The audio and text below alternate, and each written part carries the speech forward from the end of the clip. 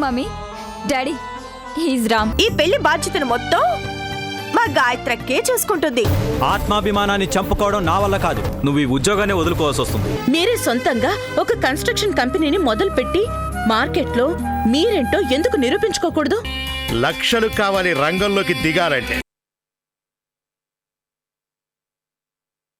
అది కాదమ్మా, నువ్వేగా ఆడుకోమన్నావు.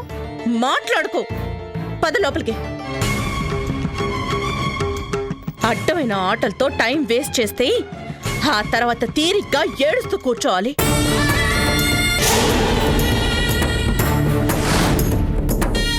పద.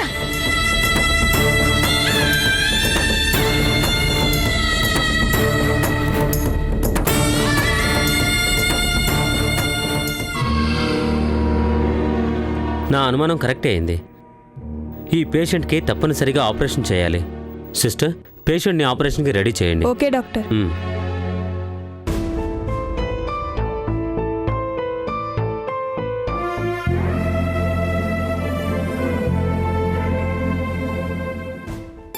ఓ రామ్, రారా కూర్చో.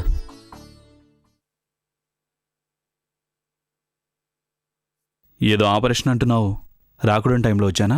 అదేం లేదు, చెప్పు. ఏం చెప్పను, ఎలా చెప్పను? ఉన్నట్టుండి మా గాయత్రి మేడం ఎందుకలా మారిపోయిందో తెలీదు. నా వల్ల ఏదైనా తప్పు జరిగిందా అంటే చెప్పదు, మాట్లాడదు. చివరికి నేను బన్నీతో ఆడుతున్నా సహించలేకపోతోంది. నా ఉనికినే భరించలేనట్టు ప్రవర్తిస్తోంది. ఎప్పటినుంచి? గాయత్రి మేడం ముంబై నుంచి తిరిగి వచ్చినప్పటి నుంచి కొత్తగా కనిపిస్తోంది. నన్ను ఒక దోషం చూసినట్టు చూస్తోంది. ఎందుకో కారణం చెప్పిందా? లేదు.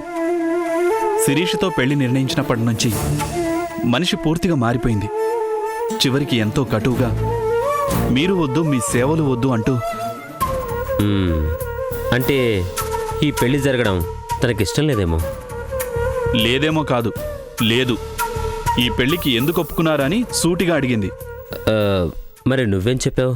జరిగిందే చెప్పాను. శిరీష ఆత్మహత్యా ప్రయత్నం గురించి, పెద్దయ్య గారు వాళ్ళు కన్నీళ్లతో నన్ను బతిమాలడం గురించి, తప్పనిసరిగా నేను తలోపటాని గురించి.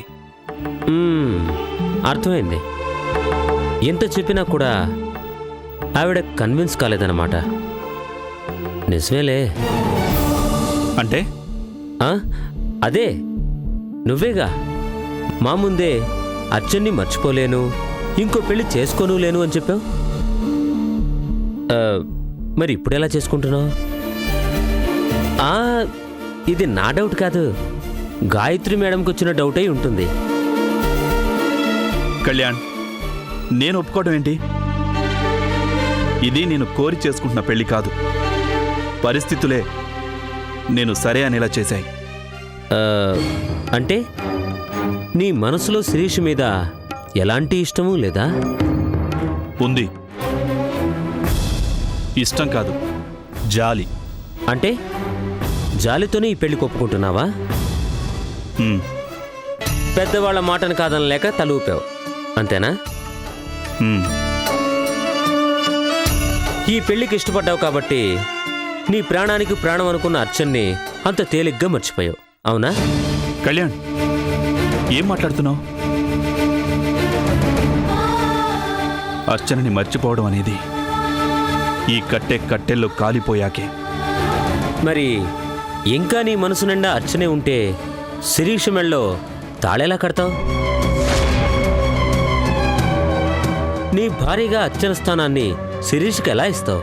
కళ్యాణ్, అన్నీ తెలిసి కూడా ఏం ప్రశ్నలు ఇవి? అర్చన లేదు, ఇక రాదు. నాకు మిగిలింది తన జ్ఞాపకాలు మాత్రమే. మరి గాయత్రీదేవి పెళ్లి చేసుకున్నాక ఆ ఇంటిని వదిలిపెట్టి వెళ్ళక తప్పదనుకుంటాను. వెళ్ళను. అదేంటి? నువ్వు వద్దు, నీ సేవలు వద్దని చెప్పింది కదా. చెప్తే వెళ్ళిపోతానా? మరి అక్కడే ఉంటాను. నేను ఆ ఇంటికి వెళ్ళింది గాయత్రీదేవి గారి రక్షణ కోసం తనని కాపాడడం నా బాధ్యత. అందుకని వద్దు పొమ్మన్నా అక్కడే ఉంటావా? ఉంటాను. ఎవరు ఏమన్నా సరే, ఎవరు ఏమనుకున్నా సరే, పెళ్లిదారి పెళ్లిదే, కర్తవ్యం దారి కర్తవ్యానిదే. ఈ మాట చెప్పాలనే వచ్చాను, అంతే.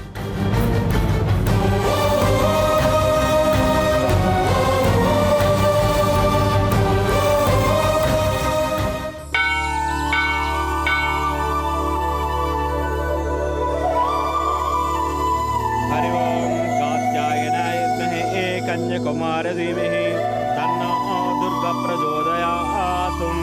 హిరణ్యవర్ణాం హరిణీం సువర్ణరజతస్రజాం.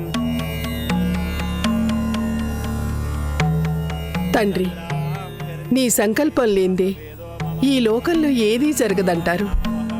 కారణం ఏదైతేనే నా పెద్ద కొడుకు మళ్ళీ పెళ్లికి ఒప్పుకున్నాడు. ఇక మీదనైనా వాడి జీవితం సాఫీగా సాగిపోవాలని, ఈ పెళ్లితోనైనా వాడు సంతోషంగా ఉండాలని మనసారా కోరుకుంటున్నాను. శిరీష రాకతో వాడి బ్రతుకులో మళ్ళీ వెన్నెల కురవాలని ఆశపడుతున్నాను. ఈ తల్లి మనసుని అర్థం చేసుకొని అనుగ్రహించు స్వామి.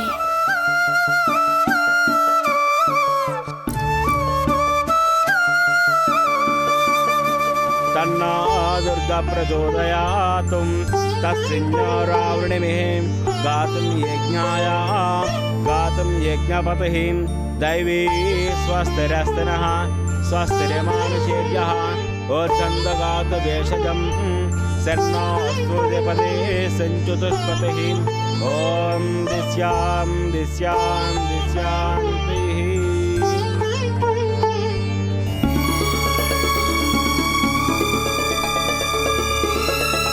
అమ్మా గాయత్రి,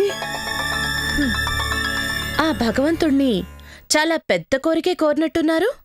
అవునమ్మా, ఆగ్రహించినా అనుగ్రహించినా అంతా ఆ దైవలీలే కదా. ఎంత విచిత్రమో చూసావా?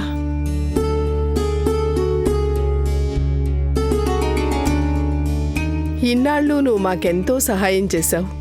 కానీ ఈ పెళ్లితో మన రెండు కుటుంబాల మధ్య బంధుత్వం ఏర్పడుతోంది. మనల్ని మరింత దగ్గరగా చేస్తోంది. నాకు చాలా ఆనందంగా ఉందమ్మా. నాకు మాత్రం చాలా బాధగా ఉంది. గాయత్రి, అవును, ఈ బంధాలు బంధుత్వాలు కేవలం భ్రమలు, అంతే కదూ? అదేమిటమ్మా అంత మాట అనేసావు? లేకపోతే ఏంటి? ఇదే గుళ్ళో కొన్ని రోజుల ముందు మీరేమన్నారో గుర్తుందా? మీ కోడలు అర్చన ఒక దేవత అన్నారు, మీ ఇంటి మహాలక్ష్మి అన్నారు. ఏనాటికైనా మీ కోడలు తిరిగొస్తుందనే ఆశతోనే 1000 కళ్లతో ఎదురు చూస్తున్నాను అని చెప్పారు. ఏమైందా ఎదురుచూపు? ఆవిరైపోయిందా? ఈ లోకం నుంచి వెళ్ళిపోయింది అని తెలియగానే ఆ దేవత దయ్యంగా మారిపోయిందా? అందుకేనా ఆ మహాలక్ష్మిని కాదని మరొక ధనలక్ష్మిని కోడలుగా తెచ్చుకుంటున్నారు? అమ్మా గాయత్రి, చెప్పండి. మీ అబ్బాయి అంటే మగవాడు, భార్య పోయిందని తెలిసి ఏడాది కూడా దాటకముందే పూల రంగడ్లాగా మరో పెళ్లికి సిద్ధపడ్డాడు. కానీ మీరు కూడా ఆ అభాగ్యురాల్ని ఎంత తొందరగా మర్చిపోయారా? లేదమ్మా, నేను నా పెద్ద కోడలు అర్చన్ని మర్చిపోలేదమ్మా. ఆ దేవుని సన్నిధిలో నిలబడి నిజమే చెప్తున్నాను. అందుకేనా మీ కొడుక్కి మళ్ళీ పెళ్లి చేయటానికి పచ్చజెండా ఊపారు? నీ ప్రశ్న నాకు అర్థమైందమ్మా. పచ్చజెండా ఊపింది అర్చన అత్తగారిగా కాదమ్మా, ఒక తల్లిగా. నా కొడుకు కోసం సరే అనక తప్పలేదమ్మా. సమర్థించుకుంటున్నారా? కాదమ్మా, కాదు. నువ్వు అనుకుంటున్నట్టు అర్చని మేమెవ్వరూ మర్చిపోలేదు. అర్చనంటే మా అందరికీ ప్రాణమే. మరి ఈ పెళ్లికి అర్థం? అదుగో ఆ దైవ సంకల్పం.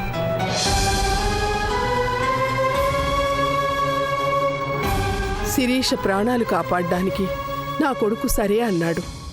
కన్నతల్లిగా నేను కూడా తల ఊపాను. ఎందుకో తెలుసా అమ్మా? అర్చన్ను దూరం చేసుకుని అలమటించిపోతున్న వాడి బ్రతుకులో ఈ రూపంగానైనా ప్రశాంతత దొరుకుతుందేమోనని. ఒంటరితనంతో కుమిలిపోతున్న నా బిడ్డకి ఒక తోడు దొరుకుతుందేమోనని. నేను రాలిపోయిన తర్వాత కూడా కడదాకా నీడగా ఉంటుంది అని. అంతేనమ్మా, అంతే. ఆ ఆశతోనే ఇలా చేశాను. చూడమ్మా, అర్చన లేని లోటుని ఎవ్వరూ తీర్చలేరని నాకు తెలుసు, వాడికి తెలుసమ్మా.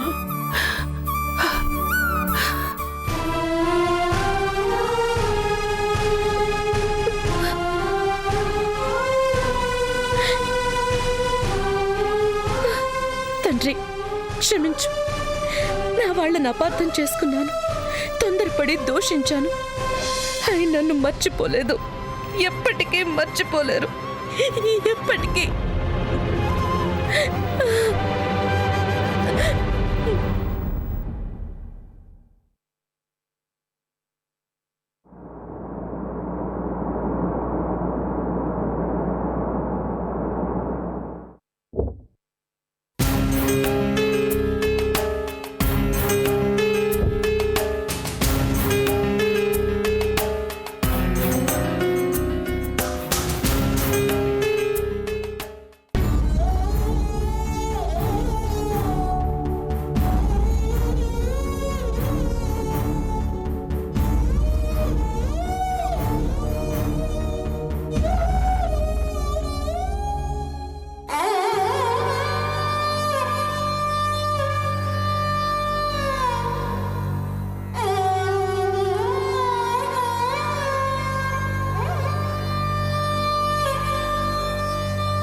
అమ్మా,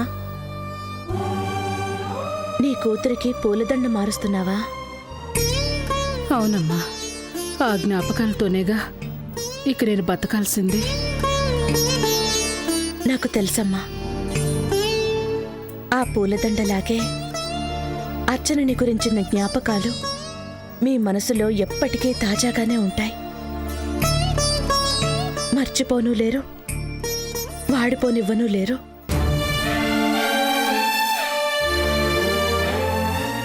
రాధా, రాధా!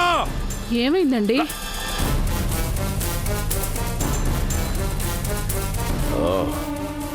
నువ్వు కూడా ఇక్కడే ఉన్నావా? ఏమైందండి?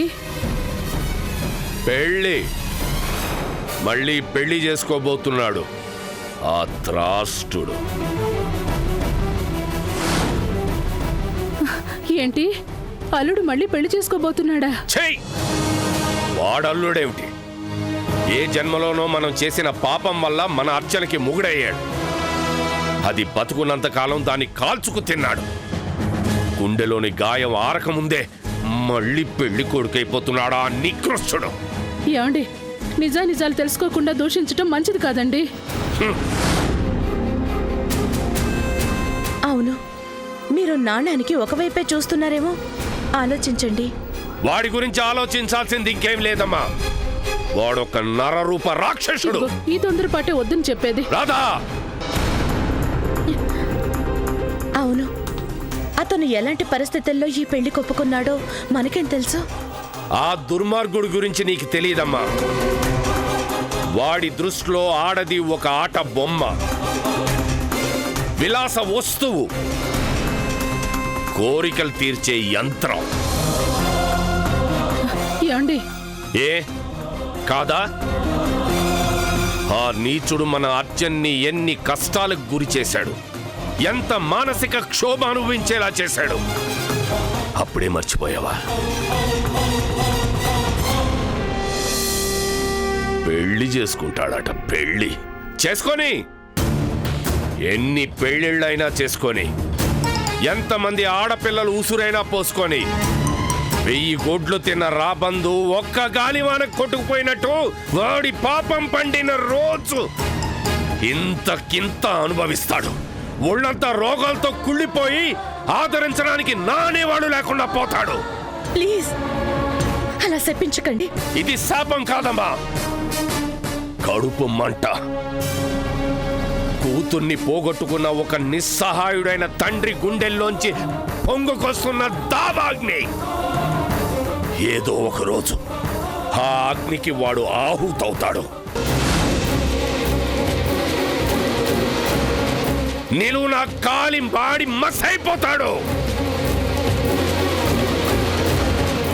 తరతరాలుగా యుగ యుగాలుగా ఇది జరుగుతున్న సత్యం.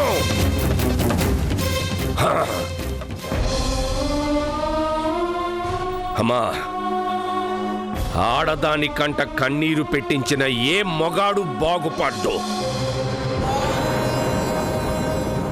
మట్టి కొట్టుపోతాడు. దిక్కులేని చావు చస్తాడు. తప్పదు.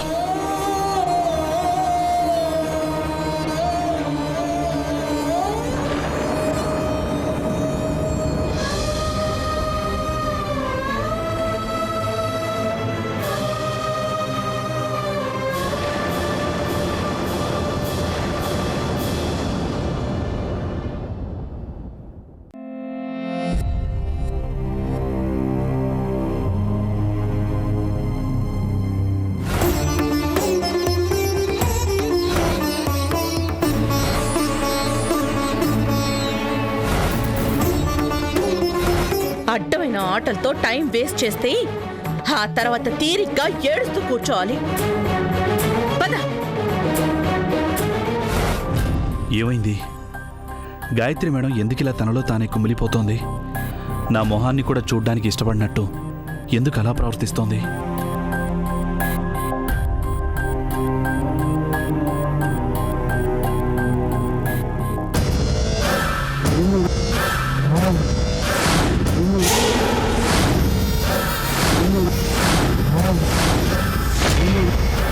కంగ్రాచులేషన్స్ బావగారు. అదే శిరీష లాంటి అందగత్తెని బుట్టలో పడేసి కోటీశ్వరుల ఇంటికి అల్లుడైపోతున్నారు కదా, అందుకు. సౌందర్య, ఎస్, మీలో ఈ ఫోర్స్ చూసే శిరీష ఫ్లాట్ అయిపోయింది. మీలో ఉన్న మ్యాన్లీ నేచర్ ని చూసే ఫిదా అయిపోయింది. చేసుకుంటే రామునే చేసుకుంటాను, లేకపోతే విషం తాగి చచ్చిపోతాను అనే అంత డీప్ గా ఫిక్స్ అయిపోయింది. Anyway, you are so lucky బావగారు. డ్రైవర్ గా వచ్చి ఓనర్ అయిపోతున్నారు. వారే వా. నేను ఇక్కడికి వచ్చింది ఒక బాధ్యత కోసం. ఏదో దొరుకుతుందని ఆశపడటం, దేన్నో సాధించాలనే దురాశతో పరాయి పంచన పడి బతకటం నీకు అలవాటు. ఈ రామ్ ప్రసాద్కి మాత్రం కాదు. రామ్ ప్రసాద్ కరెక్టే బావగారు. మీ పేరే శ్రీరామచంద్రుడు. కానీ మీలోనే రావణాసురుడు కూడా ఉన్నాడని పాపం పిచ్చిది ఆ శిరీషకి తెలీదు. ఏంటి బావగారు, అప్పుడే మర్చిపోయారా? అర్చన కడుపుని పోగొట్టింది తమరే కదా. అనుమానంతో మీ భార్యకి తమ్ముడికి రంకును అంటగట్టింది కూడా తమరే కదా. అగ్ని సాక్షిగా కట్టిన తాళిని తెంపేసి అర్ధరాత్రి వేళ నీ అర్ధాంగిని మెడబట్టి బయటికి తోసిన పతిదేవులు కూడా తమరే కదా. ఏంటి షాక్ అయ్యారా? మిమ్మల్ని శ్రీరాముడు అనుకుంటున్న శిరీషకి మీలో ఉన్న రావణాసురుని గురించి తెలిస్తే ఏం చేస్తుందో తెలుసా? అక్ఠు అని ముఖాన ఉమ్మేస్తుంది. ఎంతైనా అమెరికాలో పెరిగిన పిల్ల కదా, ఆవేశంతో అందరి ముందు చెప్పు తీసుకుని కొట్టినా కొడుతుంది. కంగారు పడకండి, ఎంతైనా మీరు నాకు మాజీ బావగారు కదా. నేను చెప్పనులేండి, మీ పెళ్లిని చెడగొట్టిన పాపం నాకెందుకు. సౌందర్య, టెన్షన్ పడకండి బావగారు, బీ హ్యాపీ. నిజం చెప్పాలంటే ఈ పెళ్లి జరగడం నాకు కూడా ఇష్టమే. కాబట్టి ఈ దేవదాసు లుక్ను మార్చి పూల రంగుడైపోండి. లైన్ క్లియర్ అయిపోయింది కదా. శిరీషని లైన్లో పెట్టే పనిలో ఉండండి. బాయ్.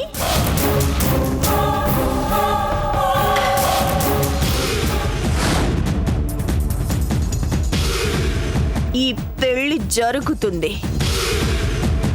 అర్చన కుమిలి కుమిలి చస్తుంది.